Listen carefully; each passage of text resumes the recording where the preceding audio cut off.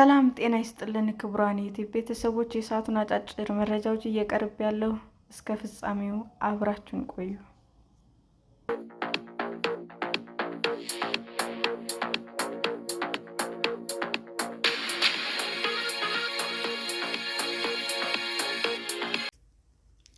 ጠቅላይ ሚኒስትሩ የህወሓት ቡድን ሰፊ ወታደራዊ ዝግጅት ላይ እንደሚገኝ ገለጹ።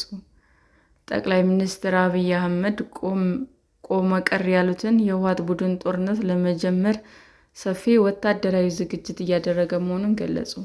ጠቅላይ ሚኒስትሩ ከኢትዮጵያ ዜና አገልግሎት ጋር በትግርኛ ያደረጉት ቃለ መጠይቅ ትናንት ምሽት በሁሉም የመንግስት ቴሌቪዥን ጣቢያዎች የተላለፈ ሲሆን በዚህ ቃለ መጠይቅ ላይም ቆሞ ቀሩ ህወሓት ቡድን የምንለው ሁሉንም የድርጅቱ አመራርና አባላትን ስለማይመለከት ነው። ይህ ቡድን በአመራርና በአባላት ተከፋፍሎ እንዲሁም ከህዝብ ተነጥሎ ብቻውን ስለቀረ ነው ብለዋል።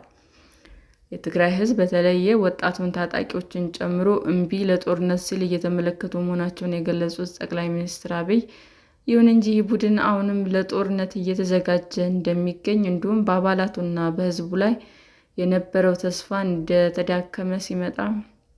እየተዳከመ ሲመጣ ተስፋውን ወደ ውጭ ኃይሎች እንዳደረገ ገልጸዋል። በጣም የሚገርመው ጉዳዩ ደግሞ በግልጽ ጸረ ኢትዮጵያ ከሆኑ ኃይሎች ጋር መሰለፉ ነው። ይህ አካሄድ በታሪክ ምን ቦታ ይኖረዋል የሚል ምልከታ የሌለው ይመስለኛል። ይህ ቡድን የልማት ሽታን ከማያውቁ የውጭ ኃይሎች ጋር ወዳ ወዲህ እያለ ነው ብለዋል።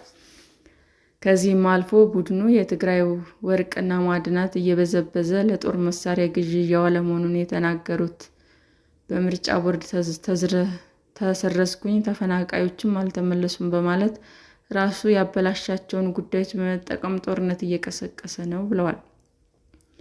በእኔ እምነት ከቃላት አልፎ ወደ ወታደራዊ ትንኮሳ ውስጥ የሚገባ ከሆነ እንደ ቀድሞ መስሎሽ ጎርፍ ይወስድሻል ብቻ ነው ማለት የምችለው።